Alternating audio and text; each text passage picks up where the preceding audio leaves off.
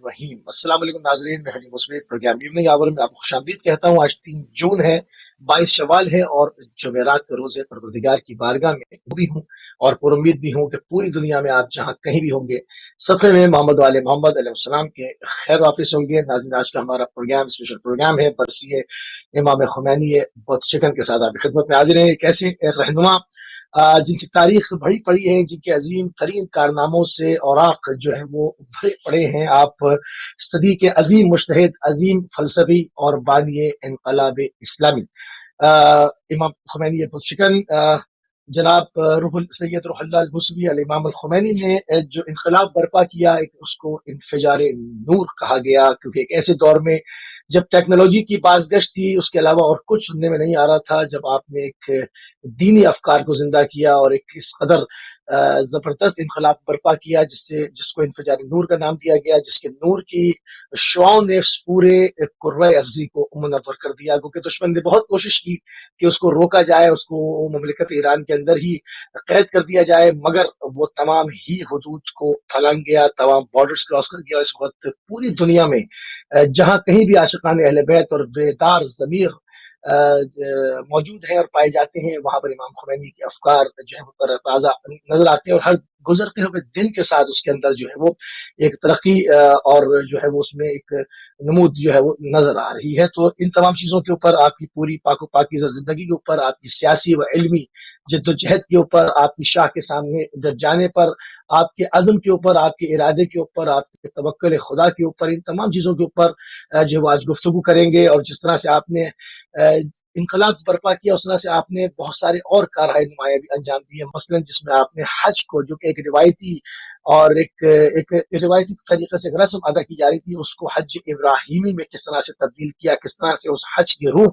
को हज को लौटाया, किस तरह से बरात मुशरकीन का आपने जो है एक नारा, एक सदा बुलंद की आपने। इसके अलावा ला शर्किया वला गरबिया अल इस्लामिया के जबरदस्त नारे के साथ जो है तौहीद के परचम को नस्ब कर दिया। तो आज हम गुफ्तगू करेंगे इमाम खुमैनी की पाक पाकीज़ा जिंदगी के ऊपर, उन तारीखी तमाम हवालाजात के ऊपर अपने वक्त में रहते हुए पूरी कोशिश करेंगे। और लाइव कॉल्स भी खुली हुई होंगी, आपको भी प्रोग्राम का हिस्सा बनाएंगे और मौजू से मुताल्लिक आपके सवालात को प्रोग्राम में इंशाल्लाह जरूर शामिल करेंगे। इस बेहतरीन मौजू के ऊपर हमारे साथ जो है वो मौजूद है हुज्जतुल इस्लाम वल मुस्लिमीन जनाब मौलाना हुसैन शिराजी साहब कनाडा से, हुज्जतुल इस्लाम वल मुस्लिमीन जनाब फिदा हुसैन बुखारी साहब मैनचेस्टर यूके से, हुज्जतुल इस्लाम वल मुस्लिमीन जनाब मौलाना असगर यज़दानी साहब पाकिस्तान से। अपने तीनों मेहमानान गिरामी की खिदमत में सलाम अर्ज करते हैं और आपको प्रोग्राम में खुशामदीद कहते हैं। वालेकुम अस्सलाम व रहमतुल्लाह। जज़ाकल्ला क़िबला। बिल्कुल जो है वो फौरन जो है प्रोग्राम को का आगाज करते हैं और थोड़ी सी तमीदी गुफ्तगू कर लें, ताकि और मजीद जो राह है वो रोशन हो जाएं और मुख्तलिफ जहतों के ऊपर गुफ्तगू की जा सके। जिस तरह से अभी हमने क़िबला आपकी खिदमत में, अपने नाज़रीन की खिदमत में एक मुख्तसर सा तारुफ सैयद रूहुल्लाह मूसवी इमाम खुमैनी बुरशिकन का किया कि आप एक अजीम फलसफी थे, एक अजीम मुफक्किर थे, अजीम मुज्तहिद थे और बानी इनकलाब इस्लामी थे। तो थोड़ा सा आपके खानदानी पस मंजर पे अगर निगाह डाली जाए तो हमें क्या कुछ मिलता है। जनाब फिदा हुसैन बुखारी साहब, बिस्मिल्लाह। जी, बहुत शुक्रिया जनाब मोहतरम अली मूसवी साहब। औज़ु बिल्लाहि मिनश शैतानिर रजीम, बिस्मिल्लाहिर रहमानिर रहीम। अल्लज़ीना युबल्लिगूना रिसालातिल्लाह व यख्शौनहु व ला यख्शौना अहदन इल्लल्लाह व कफ़ा बिल्लाहि हसीबा। कुरान मजीद में इरशाद रब्बुल इज़्ज़त हो रहा है, वो जो खुदाई पैगामात की तबलीग करते हैं और उसी से डरते हैं, वो सिवाय अल्लाह के किसी से नहीं डरते और अल्लाह हिसाब लेने के लिए काफ़ी है। ये आया करीमा सुभान अल्लाह। जिसके बारस्तरी मिस्दाक अम्बिया और औसिया हैं और उनके बाद उलमाए रब्बानी भी हैं, क्योंकि हदीस शरीफ में मौजूद है कि उलमा अम्बिया के वारिस हैं। चुनाचे वारिस सुभान से अल्लाह। अम्बिया इमाम खुमैनी कि जिनकी आज रहलत का दिन है, जिन्होंने दीन इस्लाम की सरबलंदी के लिए और उसके हकीकी मानों में नफाज के लिए जद्दोजहद की, वो अपनी मिसाल आप है। और आपने इस रास्ते में सिर्फ खुदावंद मुताल की रज़ा को ही सामने रखा है। आपका नाम मुबारक, जैसा कि कुछ आपने बयान किया है, आपका नाम मुबारक सैयद रूहुल्लाह मुस्तफ़ी मूसवी खुमैनी, और आपके अलकाबात में आयतुल्लाह उज़्मा और इमाम, और आप 24 सितंबर 1902 20 जमादियुस्सानी 1320 हिजरी को शहर खुमैन में पैदा हुए हैं, ईरान में। और आपकी ज़ौजा मोहतरमा का नाम खदीजा सख्फी है, और आपकी औलाद में 2 बेटे मुस्तफ़ा खुमैनी और अहमद खुमैनी, और 3 बेटियां ज़हरा, सिद्दीक़ा और फरीदा। तो आपके जो आबाओ अजदाद हैं, ज़ाहिर है कि आप मूसवी हैं, हज़रत इमाम मूसा काज़िम अलैहिस्सलाम की औलाद में से, और आपके जो दादा जान या उनसे पहले वो कश्मीर में थे, हिंदुस्तान में, फिर वहाँ से हिजरत करके गए नजफ़ में, और उस वहाँ से ईरान के शहर खुमैन में। तो आप खुमैन में पैदा हुए हैं। तो मैं अर्ज़ करूँ कि क्योंकि हमारा मौजू आज का इमाम खुमैनी की शख्सियत है, और उनके आलम इस्लाम पर उन्होंने क्या असरात छोड़े हैं, और इस इनकलाब इस्लामी की क्या अहमियत है। तो मैं अर्ज़ करूँ कि ये हकीकत है कि इंसान की शख्सियत का इजहार उसके कौल, फेल और अमल से होता है। कहने को तो सब इंसान होते हैं, लेकिन इंसान की शख्सियत उसके किरदार से तश्कील पाती है। जितना किरदार बुलंद होगा, उतनी ही उसकी शख्सियत बुलंद होगी। और ये किरदार इंसान का अपना फेल होता है, और वो खुद उसका फाइल होता है। फेल की अजमत को देखकर फाइल की अजमत का अंदाजा लगाया जा सकता है। रहबर मुअज़्ज़म आयतुल्लाह खामेनाई के बकौल फरमाते हैं, इन इनकिलाब बिदून नाम खुमैनी हीच जाए दुनिया शिनाख्त शुदे नीस्त। खुमैनी के नाम के बगैर इनकलाब इस्लामी की पहचान नहीं है। इमाम खुमैनी और इनकलाब इस्लामी लाज़िम व मजलूम बन गए हैं। ये नहीं हो सकता कि एक का नाम आए और दूसरे का नाम ना आए। इनकलाब इस्लामी इमाम खुमैनी के बहुत सारे कामों में से एक काम है। तो इनकलाब इस्लामी को अगर कोई दानश्वर, कोई मुअर्रिख, कोई मुहक्किक, कोई मुतफक्किर अगर इनकलाब इस्लामी की अजमत को कमा हक़्क़हू दर्क कर सकता है, तो फिर वो इस काम के अंजाम देने वाले फाइल यानी बानी इनकलाब इस्लामी ईरान इमाम खुमैनी की अजमत को पहचान सकता है। अभी दुनिया इस इनकलाब की अजमत और रिफत, उसकी गहराई और गिराई से पूरी तरह वाकिफ नहीं हुई। जूं जूं वक्त गुजर रहा है, इमाम के लाए हुए इनकलाब की वसत का एहसास दुनिया को हो रहा है। इमाम खुमैनी की शख्सियत तारीख साज और हमा जहत थी। वो अपने ज़माने के मुज्तहिद आज़म भी थे, मुफक्किर इस्लाम भी थे, आरिफ कामिल भी थे, चोटी के सियासतदान भी थे, वो शायर भी थे, आरिफ भी थे, मुमताज़ फलसफी भी थे, इल्म अखलाक के उस्ताद भी थे, मिल्लत इस्लामिया के रहबर कबीर भी थे, और इमाम इनकलाब भी। उनकी शख्सियत के जिस पहलू पर गौर करें, उसमें वो रहबरो रहनुमा ही नजर आते हैं। उनकी शख्सियत ने दुनिया में अमूमन और आलम इस्लाम में खसूसन इतने अनमिट नकूश छोड़े हैं, जिनका अहाता करना 1-2 प्रोग्रामों में तो हो ही नहीं सकता। तो बात और मजीद आगे बढ़ती है तो हम उसमें हिस्सा लेते हैं। लिहाजा मैंने चंद कलिमात इब्तिदाई के तौर पर कहे। सुभान अल्लाह। बहुत ही खूबसूरत तरीके से अल्लामा सैयद फिदा हुसैन बुखारी साहब ने प्रोग्राम के जो है कि तवीदी उसके अंदर गुफ्तगू फरमाई है, जिससे यकीनन बहुत सारी जहतें हमारे सामने वाज़े हो गई हैं, और उसके ऊपर हम जो है वो मजीद प्रोग्राम को लेकर आगे बढ़ेंगे। अगर आपकी इल्मी जिंदगी की बात की जाए, आपकी इल्मी मामलात को देखा जाए, और उस पर तारीख को देखा जाए, और ये देखा जाए कि आपने किन किन असातिज़ा से तालीम हासिल की, तो हमें क्या कुछ नाम सामने आते हैं, और किस तरह से आपकी जो तालीमी अदवार है वो कितनी सख्तियों का, कितने मसाइब का, कितनी मुश्किलात का है। इन तमाम चीज़ों को अगर इसको समझा जाए तो आप क्या कहेंगे जनाब अल्लामा यज़दानी साहब? बिस्मिल्लाह। بڑی نوازش، بڑی مہربانی۔ سب سے پہلے تو آپ کی خدمت میں، پھر علماء کی خدمت میں سلام پیش کرتا ہوں، اور وعلیکم اس کے بعد عرض خدمت ہے کہ سرکار امام خمینی کے حوالے سے گفتگو کرنا ہم جیسے طالب علموں کے لیے انتہائی مشکل ہے۔ وہ شخصیت ہی اتنی بے شک بڑی ہیں کہ ان کے حوالے سے البتہ ہم یہ سمجھتے ہیں کہ جو کچھ ہم سمجھ پائے ہیں یا ہم نے اس دور میں امام کو کے حالات زندگی کو دیکھا پایا، اس کے حوالے سے گفتگو جو ہے وہ کسی حد تک کرنے کی کوشش جو ہے اپنے بس کے اپنے کم علمی کا اعتراف کرتے ہوئے۔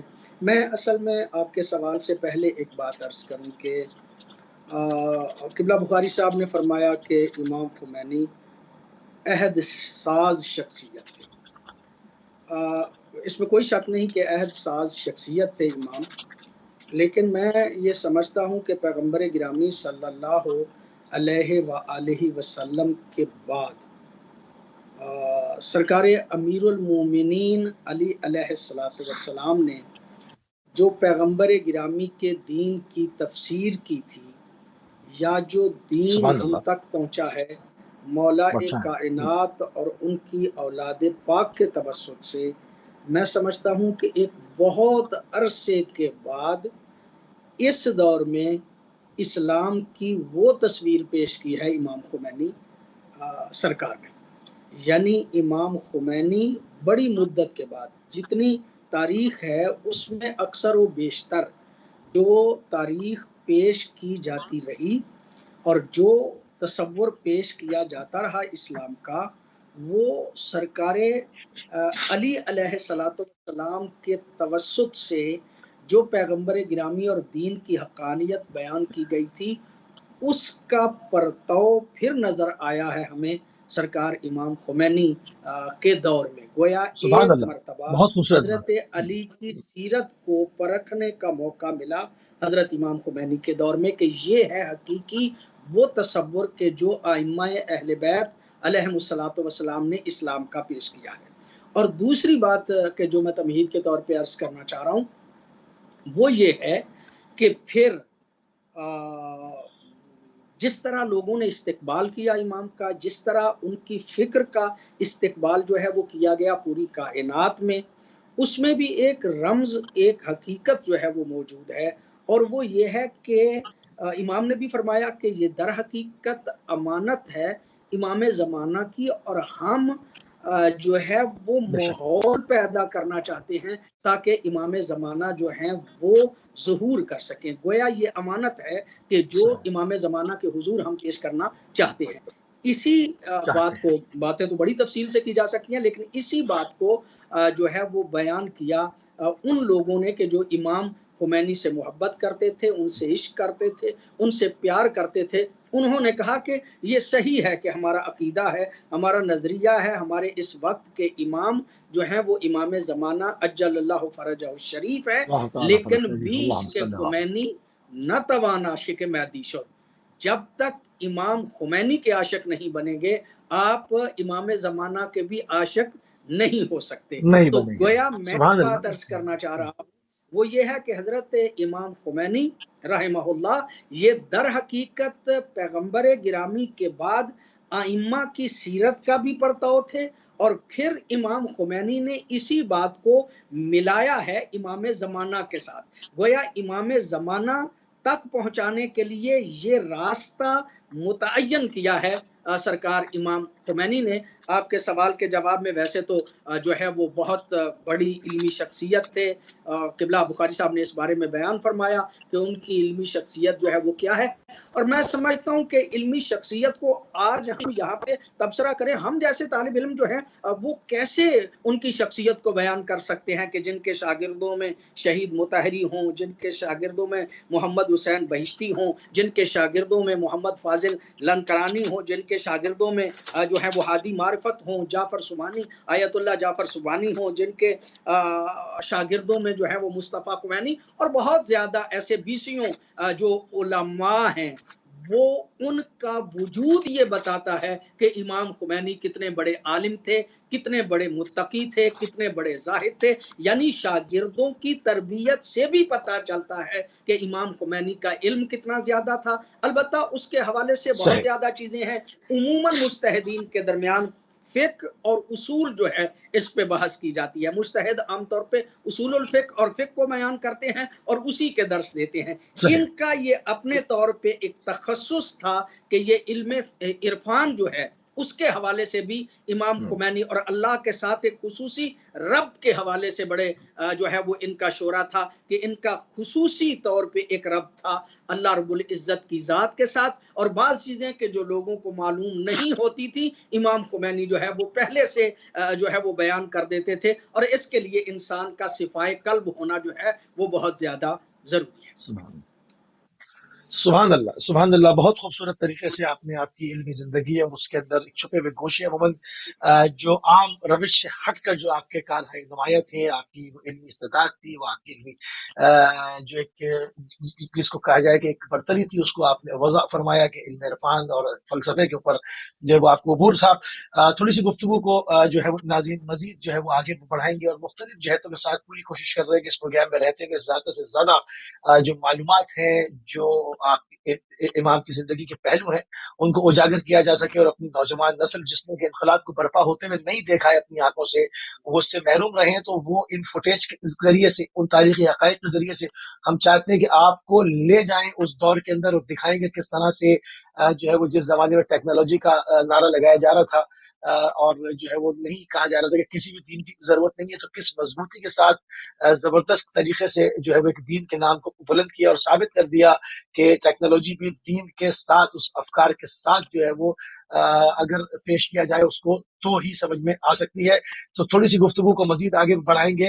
قبل آپ کی سیاسی جدوجہد جو امام خمینی کی اگر اس کو دیکھا جائے کہ وہ کیوں شروع ہوئی اور کب شروع ہوئی، اس کے محاسن کیا تھے، اس کے خد و خال کیا تھے، کیوں ضرورت پیش آئی، کیوں شاہ کو جانا پڑا جو کہ ایک پوری وہاں پر ایک عرصے سے ایک مضبوطی کے ساتھ حکومت چلا رہا تھا، ظلم اور استبداد اور شکنجے لوگوں کو دیے جا رہے تھے، پوری گرفت تھی اس کی اور بڑی جو سپر طاقتیں تھیں ان کا وہ وہاں پر پچھو تھا. تو کس طرح سے ایک حوضے سے جو ہے وہ ایک مجتہد کی قیادت میں ایک ایسا سمندر امنڈ پڑتا ہے، یہ سب کیسے ہوا؟ آغا حسین شیرازی صاحب اس کو ہمارے لیے روشن فرمائیں. بسم اللہ الرحمن الرحیم. سب سے پہلے تو میں آپ کا اور آپ کے ٹی وی کا شکریہ ادا کرتا ہوں کہ اس موقع پر مجھے موقع عطا کیا کہ میں شخصیت امام انقلاب رضوان اللہ تعالی علیہ پر اپنی گزارشات پیش کروں اور آپ کے ناظرین اور علماء کی خدمت میں عرض سلام کے بعد واقعاً یہ جو پہلو ہے امام خمینی رضوان اللہ تعالی علیہ کی شخصیت کا، یہ اپنی مثال آپ ہے. ایک اسلام خانقاہی ہے، ایک اسلام مبارز ہے. یعنی خود اگر آپ احکام اسلام کو دیکھیں تو کچھ احکام اسلامی کا فلسفہ بھی بیان کیا گیا. مثلا نماز کے بارے میں کہا گیا کہ ان الصلاۃ تنہا عن الفحشاء والمنکر، نماز فحشاء و منکرات سے آپ کو روکتی ہے. یہ فلسفہ حکم نماز ہے کہ اگر آپ حتیٰ نماز کی قبولیت دیکھنا چاہتے ہیں کہ قبول ہوئی ہے یا نہیں، تو دیکھیے کہ فحشاء و منکرات سے پرہیز ہو رہا ہے. اگر ہو رہا ہے تو واقعاً وہ نماز قبول ہے. اسی طرح روزے کے بارے میں کہا گیا کہ لعلکم تتقون، کہ تاکہ تم میں اوصاف تقوی، تم میں وہ صفات متقین پیدا ہو جائیں. اگر ماہ مبارک رمضان کے روزوں کے بعد مجھ میں وہ صفات پیدا نہیں ہوتی تو معنی یہ ہے کہ وہ عبادت جو ہے کامل نہیں تھی اور درجہ قبولیت پہ نہیں پہنچی ہے. اسی طرح جو اسلام جو چند احکام اور نظریات کا مجموعہ ہے، اگر فلسفہ اسلامی کو اس میں سے نکال دیا جائے، اگر فلسفہ عبادت کو نکال دیا جائے تو یقین مانیے آل سعود اپنے محل میں آپ کو عزاداری کرنے کی اجازت دے دیں گے. اگر وہ جو روح ماتم ہے، وہ جو روح عزا ہے، وہ جو روح عزاداری مظلوم کربلا ہے، اگر اس کو نکال لیا جائے تو شام کی افواج میں لوگ رو رہے تھے. آغا خمینی نے، امام خمینی نے رضوان اللہ تعالی علیہ نے اسلام کی وہ حقیقی شکل پیش کی ہے. اب اگر آپ نظر دوڑائیں اور اگر سیاسیات پہ اور سیاسی حرکیات پہ اگر نظر ہے اور یقیناً ہے آپ کے ناظرین کی، اور آپ سب مجھ سے بہتر جانتے ہیں کہ مسئلہ دو ملکوں کے درمیان نہیں ہوتا. یعنی جب جنگ ہوتی ہے تو وہ دو ملکوں کے درمیان جنگ نہیں ہوتی کہ امریکہ اور افغانستان کے درمیان جنگ ہے، یا امریکہ اور عراق کے درمیان جنگ ہے، یا امریکہ اور ایران کے درمیان جنگ ہے. نہیں، نہ دو فوجوں کی جنگ ہوتی ہے کہ یہ فوج اس فوج سے لڑ رہی ہے. نہیں، یہ نظام سے ٹکراتا ہے. یہ سسٹم کی جنگ ہوتی ہے. سسٹمز سسٹم ہوتے کی ہیں جو ہے. آپس میں صحیح لڑتے ہیں. اور اگر سسٹم صحیح. مضبوط ہو، نظام مضبوط ہو، تو ملک اگر فزیکلی ختم بھی ہو جائے، نظام طاقتور ہو تو نیا ملک بن جاتا ہے. اگر سسٹم میں طاقت ہو اور سسٹم میں یہ اہلیت ہو تو ساری فوج ماری جائے، وہ سسٹم اپنی طاقت سے نئی فوج کھڑی کر دیتا ہے. اگر لوگ صحیح. مارے جائیں، اس سسٹم کے ماننے والوں کو قتل کر دیا جائے، لیکن اگر اس سسٹم کی بنیاد مضبوط ہے تو ایک نئی ملت پیدا ہو جاتی ہے، ایک نئی قوم پیدا ہو جاتی ہے. تو یعنی یہ ایران اور امریکہ کی جنگ نہیں ہے. اور آپ دیکھ لیجئے کہ 19-20 سال سے، تقریباً 20 سال ہو گئے افغانستان سے، اب یہ ملعون نکل رہے ہیں، لیکن آپ کو وہ کھلبلی اور وہ بے چینی نظام استکبار میں، جس کو آج کل کیپٹلزم کا نام دیا جاتا ہے، اس میں آپ کو نظر نہیں آتی. اسی طرح عراق میں پچھلے 16 سال سے یہ عالمی سو کالڈ عالمی طاقتیں موجود ہیں، لیکن آپ کو وہ کھلبلی، وہ ہلچل عراق کے حوالے سے نظر نہیں آتی. لیکن نہیں آتی. ایران کے ساتھ جب بھی کوئی مسئلہ ہوتا ہے تو واشنگٹن سے لے کے آپ کے لندن تک، اور لندن سے لے کے ریاض تک، ہر جگہ سے کوئی نہ کوئی بیان آ رہا ہے، کوئی نہ کوئی بات ہو رہی ہے. وہ معنی یہ نہیں ہے کہ ایران کی فوج اتنی مضبوط ہے کہ پوری مغرب کی جو جنگی مشینری ہے وہ ایرانی افواج سے ڈرتی ہے. نہیں، دیر از نو کمپیریزن. اگر مادی حوالوں سے، اسلحے کے حوالے سے، یا اس حوالے سے اگر کمپیریزن کیا جائے تو کوئی تقابل نہیں ہے. یہ جو آپ کو کھلبلی نظر آتی ہے ان ایوانوں میں، وہ وجہ یہ ہے کہ افغانستان میں جو سسٹم تھا، جو نظام تھا، اس میں طاقت نہیں ہے کہ وہ اس نظام کا مقابلہ کرے اپنی بنیادی اساس پر، اپنے نظریے پر. جو عراق میں سبحان سسٹم اللہ. تھا، اس میں بھی یہ طاقت نہیں ہے کہ وہ اس نظام کے مقابلے پہ ایز اے سسٹم کھڑا ہو. لیکن ایران میں نظام اتنا مضبوط ہے، اس نظام کی اساس اتنی مضبوط ہے، وہ نظام خوبصورت اتنا ہے، وہ نظام اٹریکٹیو اتنا ہے کہ اس نظام کی طاقت سے خوف زدہ ہیں یہ لوگ. اور اسی لیے آپ دیکھتے ہیں کہ پوری دنیا کے محاصرے کے باوجود یہ نظام آگے کو پھیل رہا ہے. یہ سکڑ نہیں رہا، یہ شرنک نہیں ہو رہا، یہ پھیل رہا ہے، ایران کی سرحدوں سے باہر جا رہا ہے. چونکہ نظام میں ایک طاقت ہے، نظام میں اٹریکشن ہے، ایک قوت جاذبہ ہے نظام میں. آغا خمینی رضوان اللہ تعالی علیہ نے وہ نظام اسلامی متعارف کروایا ہے. اور فقط سبحان یہی اللہ. نہیں، اگر آپ 1979 کے بعد دیکھیں تو اس سے پہلے پہ اگر آپ نظر کریں تو آل سعود کی حکومت اسلامی حکومت گنی جاتی تھی، آل جی خلیفہ کی عجیب. حکومت اسلامی حکومت گنی جاتی تھی.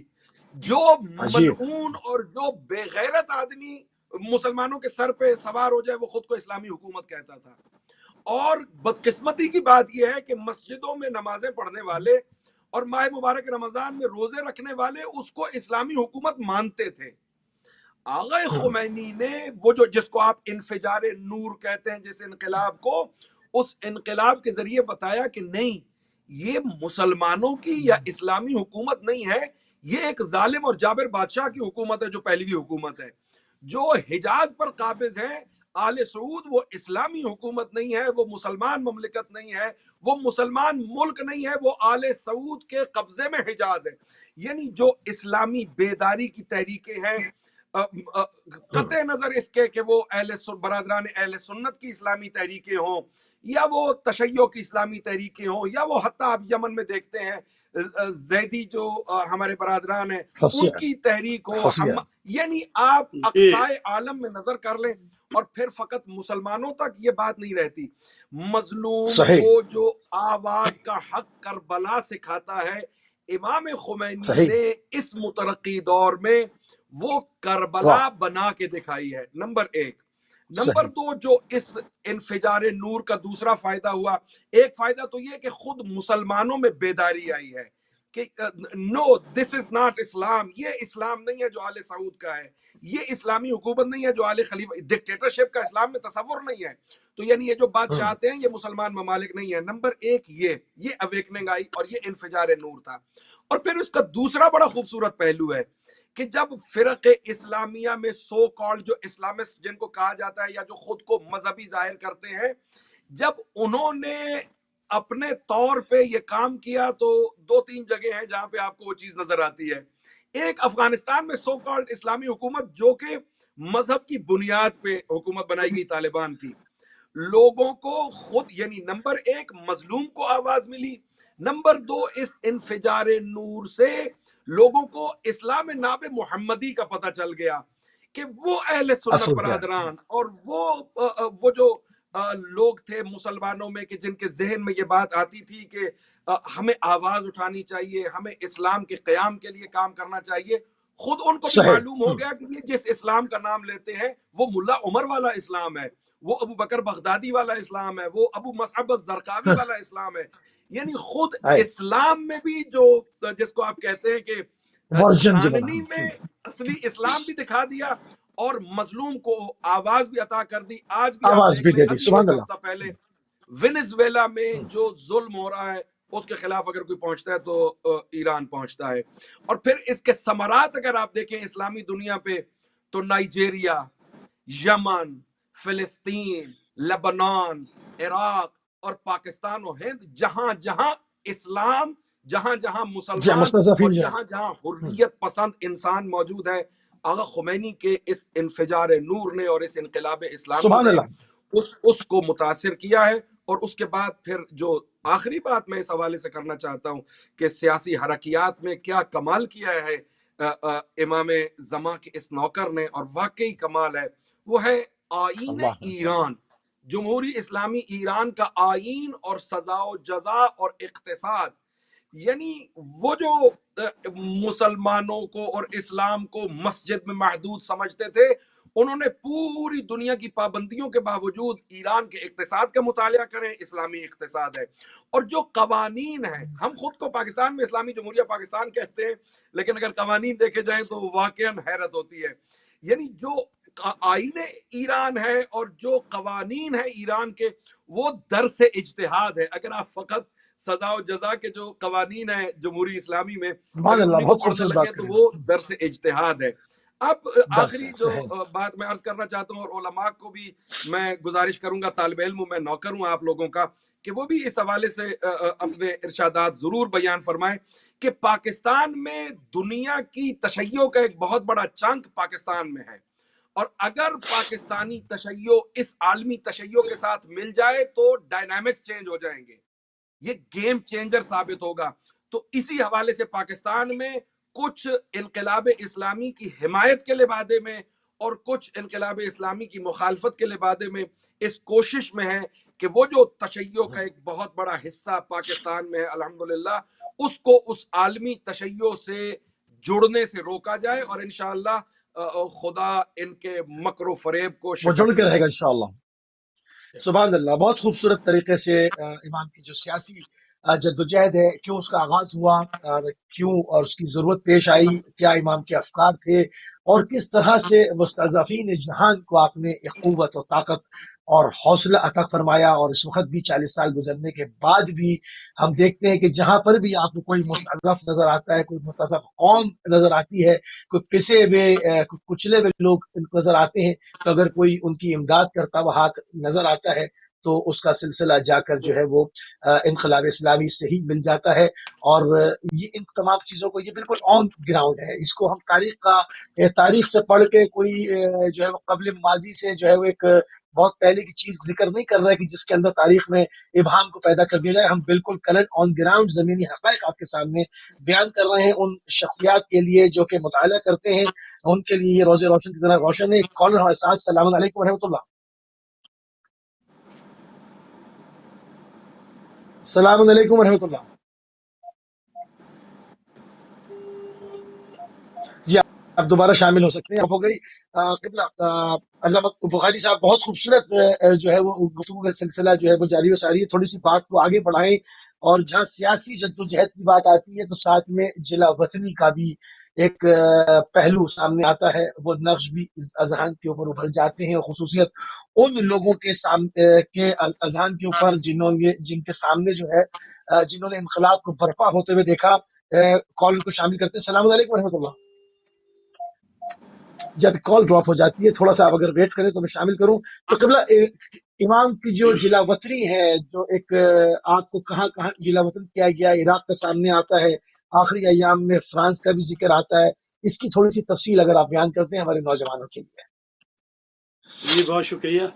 میں عرض کروں کہ ایران میں بادشاہت تھی اور شہنشاہ ایران صحیح. تو اس کو سلسلہ جوڑا تھا جمشید کے ساتھ جو 2500 سالہ شہنشاہیت تھی. اگرچہ جب اسلام آیا تو عمر ابن ایک سیکنڈ ہولڈ خطاب کے کریں, زمانے میں ایران فتح ہوا. ایک سیکنڈ ہولڈ کیجیے. قبلہ اگر آپ ایک سیکنڈ اجازت دیں تو میں ایک مختصر سی کال لے لوں. السلام علیکم ورحمۃ اللہ. وعلیکم السلام. ماشاء اللہ بہت اچھا پروگرام ہو رہا ہے. ابھی قبلہ نے بہت زبردست بیان فرمایا انقلاب ایران کے بارے میں اور ملت تشیعوں کے بارے میں. اب یہاں پہ جو ہے پاکستان کے بارے میں حوالے سے بات کر رہا ہوں کہ ایک معاشرتی ڈفرینس ہے ایران کا. اس کی اپنی ثقافت ہے, پاکستان کی اپنی ثقافت ہے, پلس پاکستان کی خارجہ پالیسی ایک ڈفرینٹ طریقے سے جا رہی ہے. اور ایران کی خارجہ پالیسی عمران خان کے آنے سے کچھ چیزیں مثبت ہوئی ہیں مگر پھر بھی ان کی ڈائریکشن کچھ ڈفرینٹ ہے. اور بحثیت سے پاکستانی اور شیعہ پاکستانی ہونے کے جو اجتماعی چیزیں ہوتی ہیں جن میں ہمیں اپنے ملت امت مسلمہ کے ساتھ جو ہے وہ ایک یکجہتی دکھانی ہوتی ہے. جیسے عید ہے اور دوسری چیزیں ہیں وہ ان کے ساتھ مل کے بھی چلنا ہوتا ہے. جیسے مصطفیٰ شیعہ سنی بھائی بھائی ہیں جی جی سوال کیجیے, سوال کیجیے. اور اس میں ٹکراؤ آ جاتا ہے کیونکہ احکامات آپ نے رحمت کی طرف سے یا ظاہر سی بات ہے منبع تو وہی ہے, سورس وہی ہے. تو شیعوں پاکستانی شیعوں کے لیے کیا ڈائریکشن ہونی چاہیے, کس طرح وہ بیلنس کریں ان دونوں چیزوں کو, یعنی کہ ٹھیک ہے میں سمجھ گیا اس ابہام کو. جی جی بالکل میں سمجھ گیا آپ کا سوال. بہت بہت شکریہ, جزاک اللہ, جزاک اللہ. اس کو بھی شامل کریں گے. بخاری صاحب سے ہم گفتگو کر رہے ہیں, تھوڑی سی جلا وطنی کے اوپر بات کر لیں. ہم نے سوال کر چکے ہیں, پھر آپ کے سوال کو بھی شامل کریں گے. جو یہ ابہامات ہیں اس کو بھی, اس پردے کو بھی انشاءاللہ چاک کر دیں گے. جی قبلہ بخاری صاحب. جی تو میں عرض کر رہا تھا کہ انقلاب اسلامی ایران آیا اور اس نے 2500 سالہ شہنشاہیت جو اس کو ختم کیا. اگرچہ یہ جو پہلوی خاندان تھا یہ شاہ ایران اور اس کا باپ جو تھا تو انہوں نے 50 سال حکومت کی ہے.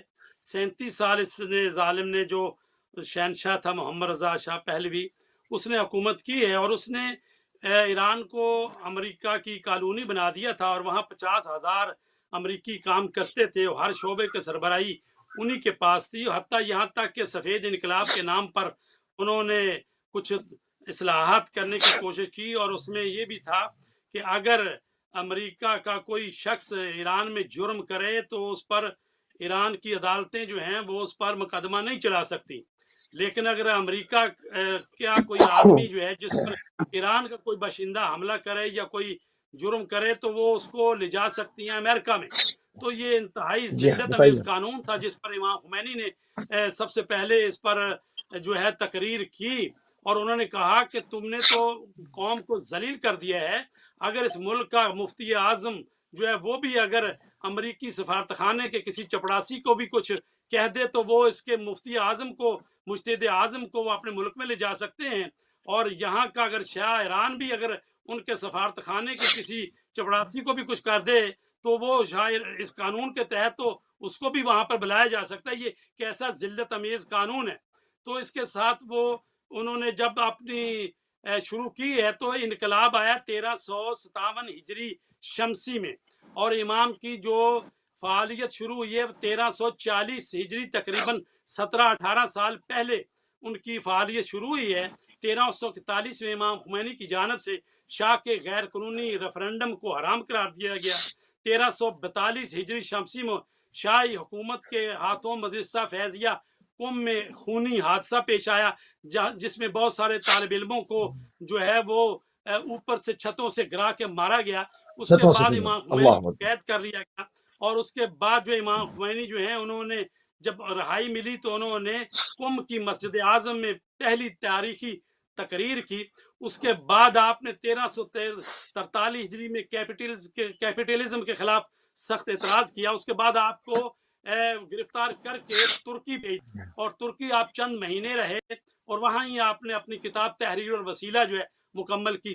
اس کے چند مہینے بعد آپ آ گئے ہیں نجف اشرف میں، تو وہاں تقریباً 13 سال کچھ مہینے رہے ہیں، اور وہاں آپ نے آ کے اپنا درس خارج شروع کیا، اور آپ درس اخلاق بھی وہاں دیتے تھے، اور وہاں سے ہی آپ نے تحریک جو ہے وہ حکومت کو بدلنے کی شروع کی. اور اسی اثنا میں یعنی انقلاب سے ایک سال پہلے شاہ کی جو CID وہ جس کو کہ سوک تھے، ان کی جو خفیہ اطلاعات انہوں نے امام خمینی کے بڑے بیٹے کو مصطفیٰ خمینی کو زہر دے دیا اور ان کو شہید کر دیا. اس پر امام خمینی نے کہا کہ یہ الطاف الہی میں سے ہے، یعنی اسی کے خون سے انقلاب آئے گا. اور اس کے ایک سال کے بعد یہ انقلاب آیا. اور اس وقت پوزیشن یہ ہوتی تھی ایران میں کہ جب جلوس نکلتے تھے، جلسے ہوتے تھے، تو اگر دوسرے مجتہد کے لیے ایک دفعہ صلوات پڑھی جاتی تھی، تو جب امام خمینی کا نام آتے تھا تو لوگ 3 مرتبہ صلوات پڑھتے تھے.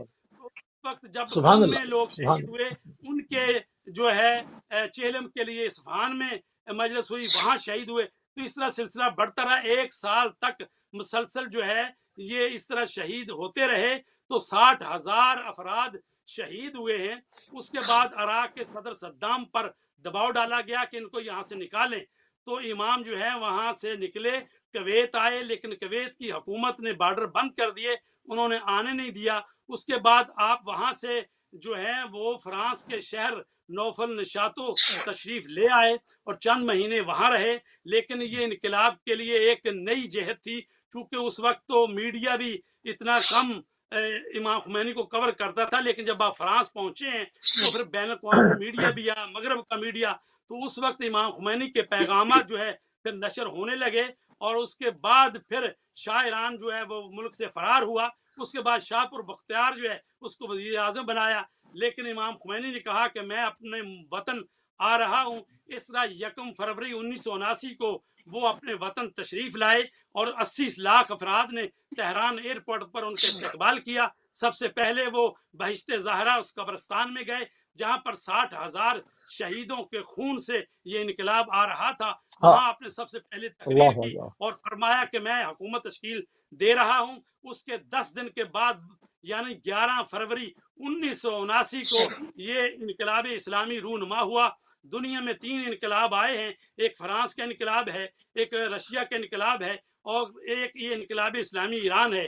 لیکن یہ انقلاب اسلامی ایران جو ہے دوسرے انقلابوں سے ایک عظیم اور جدوجہد کے اعتبار سے عوامی انقلاب، جس میں یعنی عوام نے حصہ لیا، سڑکوں پر آئے اور 60,000 افراد نے قربانی دی. اور یہ انقلاب جو ہے یہ 1979 11 فروری اور 22 بہمن جو ہے یہ فارسی مہینے کی تاریخ ہے. اسی لیے انہوں نے اپنے پرچم پر 22 مرتبہ اللہ اکبر اللہ اکبر اللہ اکبر جو ہے اپنے پرچم پر لکھا ہے. 22 تاریخ کو یہ سبحان اللہ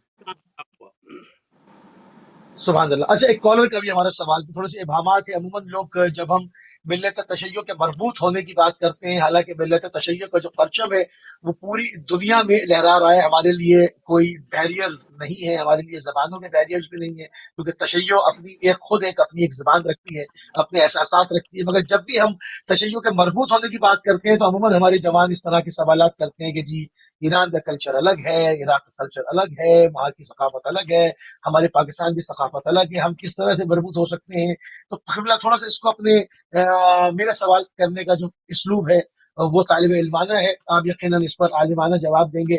اس پر ذرا سے یہ عوامات جو ہمارے جوانوں کے اذہان کے اوپر آ جاتے ہیں ان کو ذرا سا برطرف فرما دیں. بسم اللہ الرحمن جی کس سوال کا میں بخاری صاحب قبلہ فرمانا چاہ رہے ہیں؟ جی جی بسم اللہ فرمایا. جی جی بخاری صاحب فرما دیں، ایک ہی بات ہے. جی میں عرض کروں کہ پاکستان کے حوالے سے جب بات کی جاتی ہے تو اسلام جو ہے ظاہر ہے کہ وہ عرب میں آیا ہے اور اس کے بعد جو ہے ایران میں پہنچا ہے. تو اسلام جو ہے وہ عربی زبان میں اور فارسی زبان میں پھر اردو میں آیا ہے. اور جب ہم اسلام کی بات کرتے ہیں تو اسلام کے وہ جو آفاقی اصول ہیں، قرآن مجید ہے، سنت رسول ہے، امام اطہار کی سیرت ہے، امام حسین علیہ الصلوۃ والسلام کا کربلا کا وہ انقلاب ہے، تو یہ انہی اصولوں پر انقلاب آیا ہے. تو لہٰذا ظاہر ہے کہ کلچر جو ہے کچھ نہ کچھ مختلف ہوتا ہے، ہر قوم کا، ہر ملت کا تو کلچر اپنا اپنا ہے. اس میں تو اسلام جو ہے وہ کلچر کا کوئی بات نام نہیں ہے. کلچر جو اپنے اپنے ملکوں کا کلچر تہذیب ہوتی ہے. تو امام خمینی نے تو دین اور سیاست کے کو یعنی اس کا اتحاد کر دیا ہے. تو امام خمینی کی تعلیمات جو ہے دراصل سرکار دو عالم رسول کریم کی تعلیمات کا ہی صلی اللہ علیہ پرتو ہیں. وسلم صلی امام اللہ خمینی علیہ رسول پاک اور اہل بیت اطہار کے حقیقی پیروکار اور وارث تھے. حضرت محمد مصطفیٰ صلی اللہ علیہ وسلم نے صلی اللہ علیہ مدینہ میں وسلم. پہنچتے ہی پہلی اسلامی ریاست کی تشکیل کر کے بتا دیا کہ اسلام جہاں انسان کے اپنے رب کے ساتھ رابطے اور بندگی پر زور دیتا ہے، وہاں انسانوں کے ساتھ رابطے اور معاملات میں بھی قوانین رکھتا ہے. چونکہ اسلام انسان کی دنیاوی زندگی اور اخروی زندگی دونوں کے لیے صحیح. بہبود و فلاح کا پیغام لے کر آیا ہے. اسلام بندوں کے مادی اور معنوی حقوق کا تحفظ کرتا ہے اور یہ ضمانت اس وقت تک فراہم نہیں ہو سکتی جب تک حکومت اسلامی کی تشکیل نہ ہو. اسی لیے پہلی اسلامی حکومت کی بنیاد رسول اکرم صلی اللہ علیہ وسلم نے رکھی. ان کی رحلت کے بعد خلفائے مسلمین نے خلافت کی شکل میں اس کو برقرار رکھا. امیر المومنین علی علیہ السلام نے تقریباً 5 سال حکومت اسلامی کی باغ ڈور اپنے ہاتھ میں رکھی. ان کی شہادت کے بعد امام حسن نے 6 مہینے حکومت کی. پس اگر سیاست شجرہ ممنوعہ ہوتی اور حکمرانی کبھی عمل ہوتا تو رسول کریم، امیر صحیح. المومنین اور دوسرے ائمہ اطہار اس کے لیے کیوں جدوجہد کرتے؟ اللہ کی زمین پر بالکل صحیح. اللہ کے قانون کی حاکمیت ہر نبی، ہر ولی، ہر عالم ربانی کی اولین خواہش رہی ہے. تو امام خمینی نے نظریہ ولایت فقیہ دے کر پہلے اس پر نجف میں آپ نے لیکچر دیے اور اس کے بعد وہ کتاب چھپی ولایت فقیر، اور اسی ولایت فقیہ کی بنیاد پر آپ صحیح. نے حکومت اسلامی جو ہے وہ قائم کی.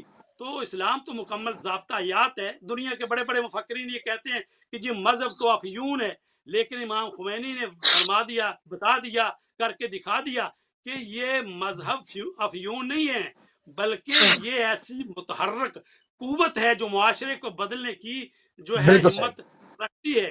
تو اسی لیے جب پہلا ریفرنڈم ہوا اور کہا گیا کہ کیا نام رکھا جائے اس ملک کا، ایران کا، تو آپ نے فرمایا جمہوری اسلامی، نہ ایک حرف زیادہ نہ ایک حرف کم. تو آپ کا نعرہ یہی تھا، صحیح. لا شرقیہ ولا غربیہ غلام غربیہ اسلامیہ الاسلامیہ. جمہوریہ.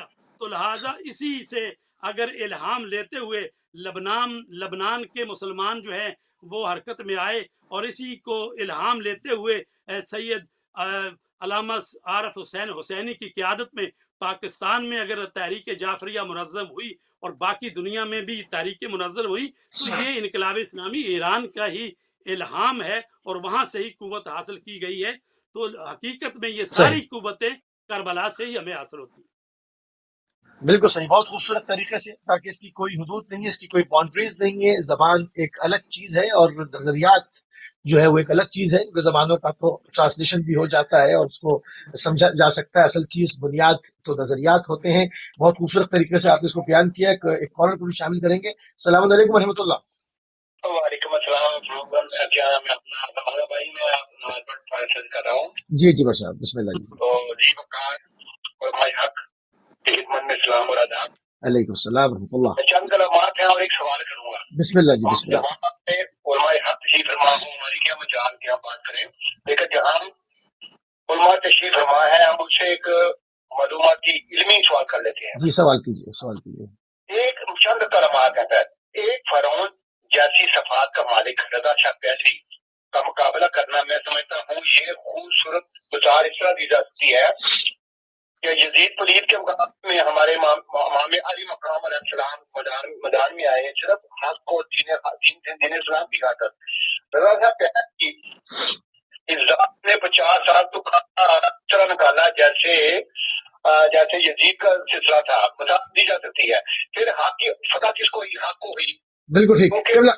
قبلہ آپ سوال کر لیں. بالکل یہ روشن ہے. آسان ان کو سر عام گولی ماری گئی، یہ ٹینک چلا دیے وہاں پر، جب ان کو اس کو بدلہ مل گیا. کوئی کسی ملک میں اس کو کسی نے نہیں سنبھالا کہ ان کا ادھر نہیں آئے، اتنا اس کو ذلیل ترین ہوا ہے دنیا میں. جی وہ ہو گیا. سوال کیجیے. کہ حق علی کے ساتھ ہے اور علی حق کے ساتھ بے شک بے شک. یہ جو فرونی چیز رکھتا تھا دادا کیا پہلوی، اس کی امریکہ کا اس کا ساتھ کیا تعلق واسطہ تھا؟ بس یہ بات. بس بہت عمدہ بھائی، زبردست. سبحان اللہ. جزاک اللہ جزاک اللہ جزاک اللہ جزاک اللہ. ٹھیک ہے، اس کو بھی شامل کرتے ہیں. یزدانی صاحب بہت خوبصورت طریقے سے فردوسی بخاری صاحب نے جو بات کی ابھی، اس کو کس طرح سے جو ہے وہ جب تشریف لائے ہیں امام خمینی اور جلا وطنی مختلف جگہوں کے آپ نے نام لیے، ان شہروں کے نام لیے، وہاں پر جو آپ علمی کام بھی کرتے رہے، درس اخلاق بھی دیتے رہے، درس فقہ بھی دیتے رہے. اور کسی صورت سے ہم جو دیکھتے ہیں امام کی سیرت میں کہیں سے ارادے میں جو ہے وہ ایک غیر متزلزل ارادہ ہے، ایک زبردست جس کے اندر لچک کہیں پر نظر نہیں آتی. اور اس کے بعد جو ہے وہ امام کی آمد ہوتی ہے اور وہاں پر ایک لاکھوں کی تعداد میں لوگ آمادہ ہوتے ہیں، اور اس قدر آمادگی ہوتی ہے کہ شاہ کو جو اپنی سلطنت چھوڑ کے بھاگ جانا پڑتا ہے. اس کو اگر تھوڑا سا کنیکٹ کریں، اس کے اندر جو ایک روح ہے، اس کے اندر جو ایک زندگی ہم دیکھتے ہیں، اگر اس روح کی طرف دیکھیں، اس میں اگر ہم کربلا کو شامل کریں، ہم دیکھیں کہ یہ اس میں کربلا سے کیا جلا لی گئی ہے. امام خمینی کے جو ایک روحانی اور ایک مانوی تعلق کربلا کے ساتھ ہے، سید الشہداء کی ذات کے ساتھ ہے، امیر المومنین کی سیرت کے ساتھ ہے. اگر ان مانویات کو دیکھیں اور اس انقلاب کو برپا کرتے ہوئے دیکھیں، اس کو اگر ہم ان دونوں کو ساتھ ملا کر نتیجہ نکالیں تو وہ کیا نکلتا ہے؟ اس پہ روشنی ڈالیں یزدانی صاحب. جی بڑی نوازش، بڑی مہربانی. مصوی بھائی، آپ کے سوال سے پہلے تھوڑی سی گفتگو علماء نے بڑے اچھے انداز سے گفتگو فرمائی، لیکن میں اس میں تھوڑا سا جو ہے وہ عرض کرنا چاہ رہا ہوں کچھ یوں کہ امام خمینی 2 قسم کے انقلاب جو ہیں وہ لے کے آئے تھے. ایک انقلاب تو ایران میں آیا کہ وہاں پہ ایک لمبی جابر ظالم اور ایسی حکومت کے جو غیر اسلامی تھی اس کو بدل کے ایران میں ایک اسلامی حکومت جو ہے وہ آئی. ایک انقلاب تو یہ تھا. میرے خیال میں بحیثیت طالب علم میں یہ عرض کرنا چاہ رہا ہوں، دوسرا انقلاب جو امام خمینی لے کے آئے وہ فکری انقلاب تھا کہ جو پوری دنیا میں وہ لے کے آئے. یعنی ایک حکومت بدلی ایران میں، وہ ایک مخصوص خطے میں جو ہے وہ حکومت بدلی، اور ایک امام خمینی کا انقلاب فکری اعتبار سے تھا. وہ فکر امام خمینی کی پوری دنیا پہ چھائی اور ہر جگہ پہ اس کے اثرات جو ہے وہ مرتب ہوئے. آپ کال لینا چاہتے ہیں تو لے لے، بار بار آپ دیکھ رہے ہیں کال لینا چاہتے ہیں تو لے. جی جزاک اللہ. السلام علیکم ورحمۃ اللہ. وعلیکم السلام ورحمۃ اللہ وبرکاتہ. جی ہلو. جی فرمائیے میری بہن، فرمائیے. میں یہ کہنا چاہتی ہوں کہ بلا شبہ جو امام خمینی رحمۃ اللہ علیہ جو کچھ انہوں نے اپنی قوم کے لیے کیا اس پر ساری دنیا کو فخر کرنا چاہیے، کیونکہ ظالم جو ہوتے ہیں ان کے خلاف مظلوموں کو ظالموں کے ظلم سے آزاد کرانا، اور وہ بھی اس طرح کے ظالم جو بڑی طاقتوں کے ذریعے ہم پر مسلط ہو جاتے ہیں، اور پھر جو ملک کا قوم کا جو حال تھا شاہ ایران نے جو کچھ کیا تھا، اور یہ بہت بڑی ہمت اور حوصلے کا کام ہوتا ہے کہ ایک شخص اتنی بڑی تحریک چلا کر اور اتنے بڑے ظالموں کے سامنے شیشہ پلائی ہوئی دیوار بن جائے، اور اتنی بڑی تحریک کو چلانا کوئی آسان کام نہیں ہوتا ہے. لفظوں سے تقریر تو کی جا سکتی ہے، ہر ایک کو ان پر فخر ہونا چاہیے، لیکن جو آج مسلم ہم لوگ ہمیشہ امام خمینی نے جو کچھ بھی کیا اپنے ملک کے لیے اس پر ہم فخر کرتے ہیں، لیکن بجائے اس کے وہ آستین کے ساتھ، بجائے اس کے کہ امریکہ کو جا کے فتح کریں یورپ کو فتح کریں، مسلم امہ کی کمزوریوں سے فائدے اٹھا کر اور حضرت عمر فاروق کی طرح 3 براعظم پر اپنی حکومت قائم کر کے اپنے خواب پورے کرنا چاہتے ہیں، مسلم امہ کی کمزوریوں کو سے فائدہ اٹھا کر. میں کہتی ہوں کہ لعنت ہو ایسے لوگوں کے اوپر جو اس طرح کے خواب دیکھتے ہیں اور اس طرح کی چیزیں جو کچھ یمن میں ہو رہا ہے اور جو کہ کچھ مڈل ایسٹ میں، سیریا میں، اور جو طریقے اور جو کچھ ہے وہ یہ بالکل ٹھیک ہے، منافقت اب سامنے آنی ٹھیک چاہیے ہے، اور آپ کو پوائنٹ آ گیا. ٹھیک ہے، میں بات کرتا ہوں. بہت اچھی بات، بہت عمدہ بات آپ نے کی ہے. بالکل خدا کی لعنت ہو ایسے حکمرانوں پر جو لوگوں کو ظلم کرتے ہیں، جو پوری دنیا سے کرائے کی فوج جمع کرتے ہیں اور مستضعف ترین قوم یمن کے اوپر بمباری کرتے ہیں. بہت اچھی بات آپ نے کی. جی یزدانی صاحب. جی میں عرض کر رہا تھا کہ انقلاب امام خمینی کا 2 طرح کا ہے. ایک انقلاب وہ ہے کہ حکومت تبدیل ہوئی، اور دوسرا انقلاب یہ ہے کہ امام نے پوری انسانیت اور خاص طور پہ مسلمانوں کی فکری تربیت دی. ایران سے باہر جو گئی چیز وہ امام خمینی کی وہ فکری انقلاب تھا. میں عرض کروں آپ کی خدمت میں کہ آپ نے سوال کیا علماء سے، اور اس سوال کے حوالے سے تھوڑا سا میں بھی عرض کرنا چاہ رہا ہوں کہ سیاست پہلے ادوار میں یہ تصور کیا جاتا تھا کہ یہ سیاست غیر روحانی لوگوں کا کام ہے. روحانی لوگ جو ہیں وہ ان کا سیاست سے کوئی تعلق نہیں، یا یوں سمجھیے کہ مذہبی لوگوں کا سیاست سے کوئی تعلق نہیں، یہ جو عام لوگ ہیں یہی سیاست جو ہے وہ کر سکتے ہیں. کیوں؟ اس لیے کہ سیاست کی تصویر جو پیش کر دی گئی تھی وہ بددیانتی پہ مشتمل تھی. تصویر وہاں پہ صرف جو ہے وہ سیاست یہ تھی کہ حکمرانی کیسے کی جاتی ہے، وہ جائز طریقے سے کی جاتی ہے یا ناجائز طریقے سے کی جاتی ہے. جو جتنی لمبی حکمرانی کرتا تھا اسے مدبر سیاست دان جو ہے وہ کہا جاتا تھا. امام خمینی نے ایک عرصے کے بعد پھر حضرت علی کی سیرت کو اجاگر کیا اور کہا کہ یہ کام سیاست کا جو ہے وہ بھی در حقیقت انہی لوگوں کا ہے کہ جن کو مذہب کا پتہ ہے. جو مذہب کو جانتے ہیں وہی اصل میں سیاست بھی کرنا جو ہے انہی کا حق ہے، اور وہی سیاست دان ہے. جو سیاست دین کے تابع ہو وہی سیاست حقیقی سیاست ہے. اور یہی جملہ تو حضرت علی علیہ السلام نے بھی فرمایا تھا نا. حضرت علی علیہ السلام نے فرمایا تھا کہ جو کام میرا مد مخالف کرتا ہے وہ سارے کام مجھے آتے ہیں، لیکن میرا دین مانے ہے. اس کا مطلب یہ کہ علوی سیاست میں دین کو فوقیت ہے، دین کو ترجیح ہے، اس دین کے تابع رہ کے سیاست کرنا ہے. یہی وہ کام ہے کہ جو امام خمینی نے پوری انسانیت کو اس بات کی طرف متوجہ کیا اور بیان کیا کہ ایک روحانی جو دیندار ہو وہ بہتر سیاست کر سکتا ہے، وہ دنیا میں فکری انقلاب برپا کر سکتا ہے. اور جب علی والوں کی حکومت آئی، امام خمینی کی حکومت آئی، تو اس میں یہ کہا گیا کہ اب سنی شیعہ جو ہیں وہ بھائی بھائی ہیں. اس حکومت میں اپنے مخالفوں کو، یعنی مذہباً اختلاف رکھنے والوں کو، مخالف بھی نہیں کہتا، مذہباً اختلاف رکھنے والوں کو عزت دی جائے گی، احترام دیا جائے گا. اہل سنت برادران جو ہیں وہ ہمارے بھائی ہیں، وہ جو ہیں وہ مطلب ہم دونوں ایک دوسرے کے بھائی ہیں، بلکہ بڑے بھائی جو ہیں وہ اہل سنت ہیں. میں یہ عرض کروں گا یہ فکری انقلاب تھا کہ جو امام خمینی نے دیا. البتہ ایک سوال جو کیا گیا اور اس کی وضاحت میں ضرور جو ہے وہ عرض کرنا چاہ رہا ہوں. دنیا پہ 2 حکومتیں ہیں کہ جو نظریات کی بنیاد پہ وجود میں آئی ہیں اس وقت تک. مجھے ایک کا ذکر کرنا ہے اور وہ ہے پاکستان. پاکستان جو ہے وہ لا الہ الا اللہ کی بنیاد پہ بنا ہے، اور آج بھی پاکستان کے کچھ چیزیں ہیں اصولی، کچھ ہیں عملی طور پہ کیا ہو رہا ہے.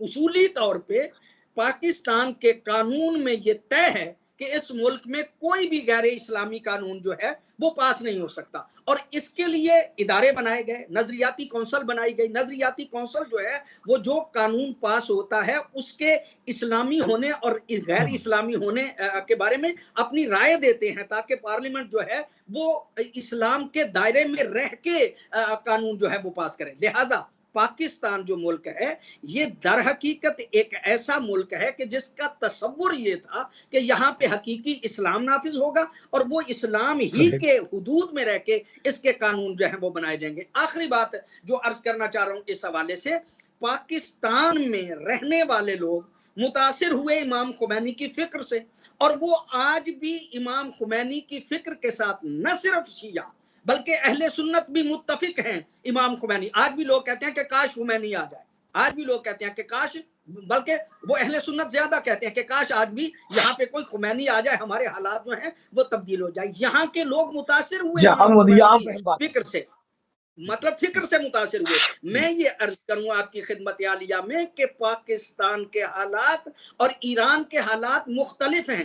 جن دوستوں کا یہ نقطہ نظر ہے کہ پاکستان کے رہنے والے تشیع شیعہ جو ہیں وہ حکومت ایران کے تابع اور ان کی سوچ جو ہے ان کو آگے لے کے چلیں، انہیں اس بات کو سمجھنا چاہیے کہ ہم پاکستانی ہیں، اور پاکستان میں رہتے ہوئے ہمیں پاکستان کے اصول و ضوابط جو ہیں ان کو پیش نظر رکھنا ہے، اور ان کو پیش نظر رکھ کے جیسے امام خمینی کی فکر کے ہم تابع تھے ایسے ہی ہم ولی امور المسلمین حضرت خامنائی جو ہیں ان کی فکر کے حوالے سے بھی تابع ہیں. لیکن کچھ باتیں ایسی ہیں کہ جو ہے مجھے اس حوالے سے معذرت سے یہ عرض کرنا ہے کہ کہا گیا آج کے پروگرام میں کہ پاکستان کے شیعہ جو انقلاب سے وابستہ ہیں یا غیر وابستہ ہیں وہ مطلب نہ سمجھے میں اور سمجھے میں انہیں وابستہ ہو جانا چاہیے. میں سمجھتا ہوں کہ پاکستانی تشیع جو ہے وہ فکر امام خمینی کے ساتھ ہے، وہ فکر آغا خامنائی کے ساتھ ہے، اور یقیناً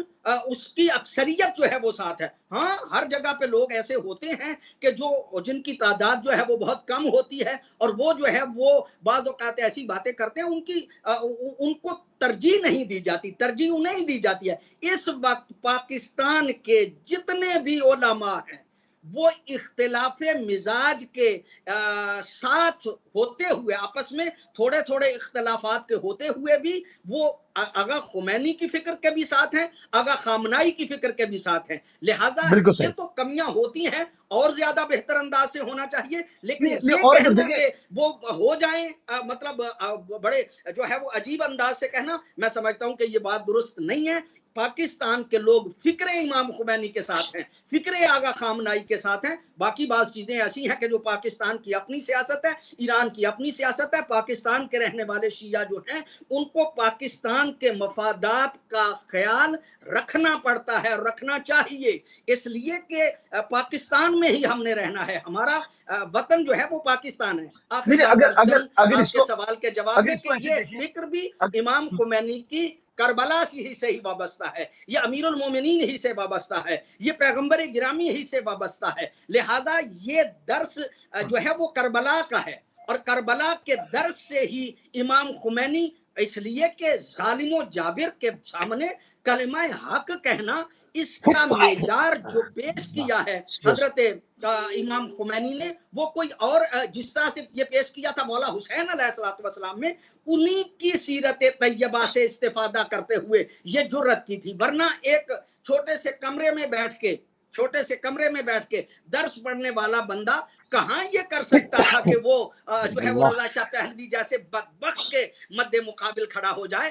رضا شاہ پہلوی اس دور کے یزید تھا، اور اس کے مد مقابل جب کھڑے ہوئے ہیں امام خمینی، تو در حقیقت امام خمینی نے فکر کربلا سے لی ہے، اور کربلا ہی ہماری اصل ہے، اور کربلا ہی سے فائدہ اٹھا کے ہم آج تک جو ہے وہ زندہ ہے، اور یقیناً ہماری دن بدن جو ہے وہ ترقی ہو رہی ہے، اور انشاءاللہ ہم زندہ رہیں گے.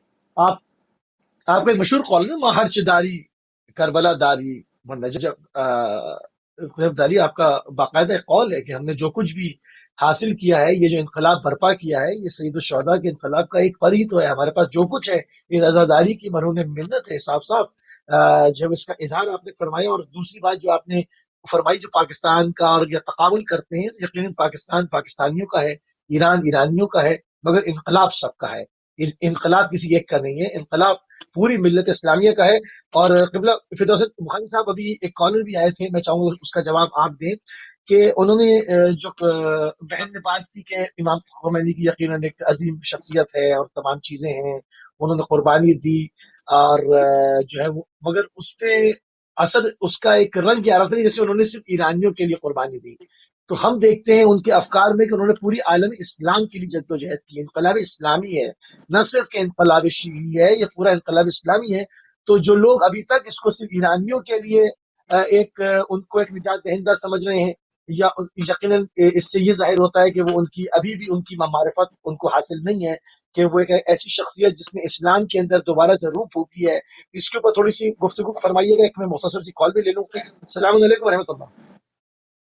وعلیکم السلام. میں صرف اتنا کہنا چاہتی ہوں کہ حضرت یہ جو حضرت امام خمینی رحمۃ اللہ علیہ جو کچھ بھی انہوں نے کیا اپنی قوم کے لیے، جن ڈاکوؤں چوروں اور لٹیروں سے جس طریقے سے وہ دوسرے ملکوں کی حکومتوں کے سروں پر جو حکومت حاصل کر لیتے ہیں اور پھر اپنے ملک اور قوم کو تباہ کرتے ہیں اور انہیں اپنا غلام بناتے ہیں اور پھر ان کے سروں پر حکومتیں قائم کرتے ہیں. اسی طرح کے حالات ایران میں بھی تھے، اور ایران میں کسی قسم کا کوئی کوک نہیں دیے گئے تھے. گدوں کی طرح انسانوں کو ٹھیک ہے، آپ کے پوائنٹ آ گئے. میرا پوائنٹ ہے ایک میرا جی جلدی سے فرمائیں. میں صرف اتنا کہنا چاہتی ہوں کہ جو آج یمن کے ذریعے سعودی عرب کو تباہ کرنا چاہتے ہیں، پاکستان کے یمن کے ذریعے نہیں، یمن کو سعودیہ نے تباہ کیا نا. اردگان کو بھی برا بلا کہتے ہیں. وہ اس نہیں طیب اردگان اور مسلم اگر بہت زیادہ انہیں فتح کرنے کا دل ہے تو جہاں یورپ کو نہیں. طیب اردگان جس دن غاصب ریاست کے ساتھ اپنی ساری ایگریمنٹ کینسل کر دے گا، طیب اردگان مسلمت امہ کی نگاہ میں معزز خود بخود ہو جائے گا. کوئی برا نہیں کہے گا اس کو. جب وہ ٹریلینز آف ڈالر کی ٹریڈ کرتا رہے گا فلسطینیوں کے قاتلوں کے ساتھ، جب وہ اور ان کے سفارت خانے کھولے رہے گا، اور یمن کے ذریعے سے مملکت عربی سعودی عرب کو تباہ نہیں کیا جا رہا، بلکہ سعودی عرب نے جو ہے وہ ایک غریب عرب ملک کے اوپر بمباری کی ہے. اور ابھی بھی مطلب اگر اس کے اتنے چیزوں کے باوجود اس میڈیا کے دور میں، اس انفارمیشن کے دور میں بھی اگر انسان کو سامنے سے سورج دیکھ کر بھی وہ کہے کہ رات ہو رہی ہے تو اس کا کوئی علاج نہیں ہے. قبلہ فدا حسین بخاری صاحب کیا کہیں گے آپ؟ جی میں عرض کروں کہ وہ جو بات آپ پوچھنا چاہتے تھے کہ ایران میں انقلاب آیا ہے تو یہ یعنی باقی امت کا انقلاب کیسے ہے یا دوسرے لوگوں کا، تو میں عرض کروں کہ اصل میں اسلام آیا ہے حجاز میں. یہ تو بعد میں سعودی عرب والوں نے اس پر قبضہ کر کے تو اپنے باپ پہ نام رکھ لیا ہے نا سعودی عرب. اس کا نام حجاز تھا. جی ہاں، تو حجاز ظاہر ہے ہے. کہ جی اسلام ہاں. حجاز میں آیا تو اس کا مطلب یہ تو نہیں ہے کہ رسول پاک جو ہیں وہ صرف عرب کے لیے آئے تھے، بلکہ وہ تمام انسانیت کے لیے آئے ہیں. اللہ رب العالمین ہے اور رسول پاک رحمت اللہ عالمین ہے، اور ان کے وسیع اور جانشین جو ہیں امام الانس والجن، یعنی تمام انسانیت کے لیے امام ہوتا ہے. اور یہ جو نائب امام ہوتا ہے، امام کا نائب، وہ بھی کسی خاص علاقے خطے کا نہیں ہوتا، چونکہ امام کی امامت جو ہوتی ہے وہ تمام انسانوں پر ہوتی ہے. تو اس کا جو نائب ہوتا ہے مجتہد جامع شرائط جو نائب ہے، اور جو ولی فقیہ ہے تو وہ بھی اسی طرح نائب ہوتا ہے امام کا. تو لہٰذا وہ کسی ایک ملک کے لیے نہیں ہوتا.